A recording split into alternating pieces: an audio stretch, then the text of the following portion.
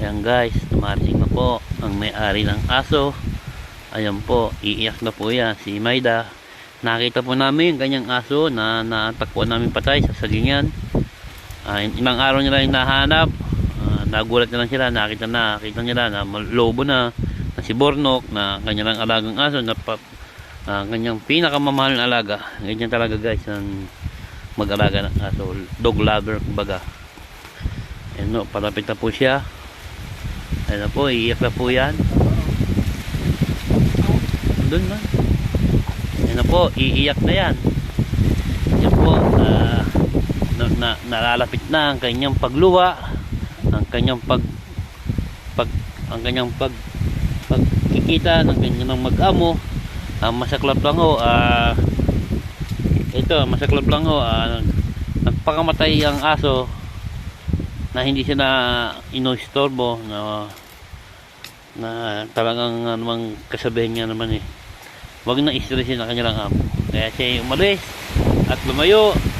At sa kasamang palad nakita ho namin siya habang kami nangunguha ng saging, nakalugmok.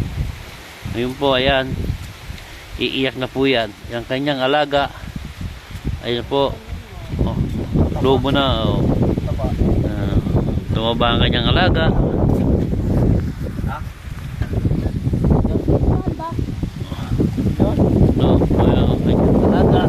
Ang kanyang aso na si Dog Bornok ay pumanaw na. Ayan po, nakita ho namin siya na lumolobo na ang kanyang katawan. Lobo na. Yan mo si Bornok, kumbaga na. Ilang araw pa lang yan 3 araw yan, puputok na yan. Nangangamoy na yun Hindi pa lang sila yun. Yan po ang kanyang alaga. Ayun lumubo na ho sa kanyang alagang Bornok. Ayun nakita ho namin ang aso. Lobo na magana Lumaan ako dito ng isang araw, wala ba yan dyan? Di pa man nangangamoy.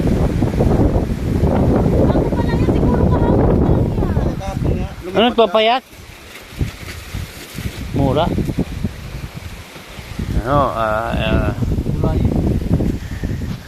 Ayun na po, hinuhukay na po ang libingan ni Bornok. Natakpuan namin siyang patay dito sa sagingan. Ilang araw na hinahanap nila ang kanilang alaga. Ayan hindi nagpa-stress sa inyo, hindi nagpalaga. Ano tayo magagawa? Ganyan talaga buhay ng aso, di ba? Ito po ang pinakamayaman dito sa Kablan, ang aking pinsan. Ganyan ang huyang manamit, hindi yung nagdadamit niya kasi ayaw niyang mabawasan ng kabang-kabang na pera niya. Yan po. Kaya ay mga dalaga na edad na 40 pataas, ito po binata po ito. Nag-ahanap po siya ng agum na yung dalaga, wag po yung hiwalay, wag po yung isang beer house girl, maghuyon, masama ho yun. Yung dalaga na dalana. Ayan po, ayan guys, hanap po natin ang magiging pangasawa to. Swerte po magiging asawa nito sa laki ng lupa, ang laki ng boto. Naka-live po kami. Ayan po, hindi ko nag-aasawa yan dahil may naantay siya na babae. Yan. Wala pa raw nakapagpatibok ng kanyang puso. Kaya ginawa ko po para may tumibok ang kanyang puso, kumuha ko ng puso ng saging. Yan po. Okay.